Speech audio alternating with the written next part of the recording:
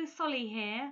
Hope you're starting to put in place some of the strategies I've showed you and that you're seeing an improvement in family life and your child is becoming happier. Today we're going to be talking about expectations and being consistent.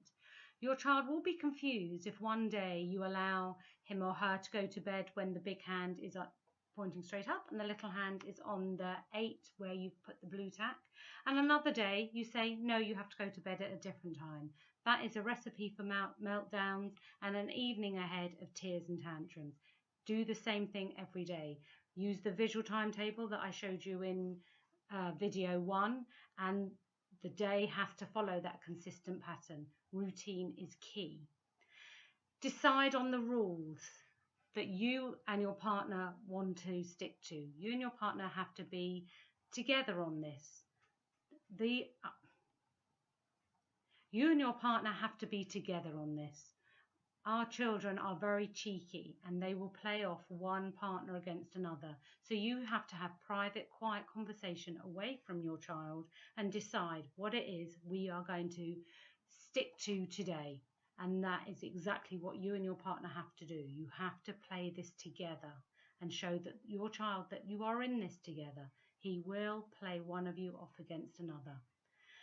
Then we need to have some rewards in place. And I love using reward charts.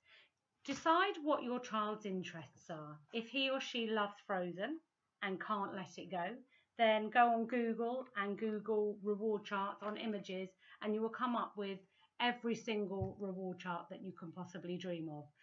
The reward could be for just a simple activity like getting dressed. Use the visual timetable. If they are following that or doing their homework without any fuss, you could then stick on a reward, decide if it's a star, a frozen snowflake, a fireman Sam, and if they get so many rewards, you choose and decide that with your child. They get that reward, they get those stars or stickers, then you decide what the reward is. It could be a hug, it could be a game that you play together, it could be splashing in the puddles with your wellies, it could be painting, it could be going to buy something at the shop, maybe a magazine. You decide beforehand what the reward is. The reward could last the whole day. You could say to your child at the beginning of the day, if you get 5 stickers, then this is going to be your reward at bedtime. You choose, you decide. Now, very, very rare occasions, I would say use a negative reward. And this is for very extreme situations, like if your child is going to the toilet in a very inappropriate place, like the carpet in his bedroom, and you've tried using picture symbols, you've tried discussing, you've tried sign language, and nothing's worked.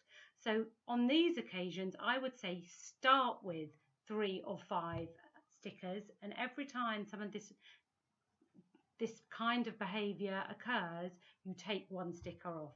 If he gets to 0 stickers, he will not get his reward. But I would only use that kind of negative reward in extreme circumstances. The final thing is distraction. If your child is behaving in a way that you feel is inappropriate, rather than try and talk it through, no, you've had enough chocolate, just distract. Just find another activity to do. Let's go out. Let's go and paint a picture. Let's go and read a book. Let's go and find a great thing to do on the iPad.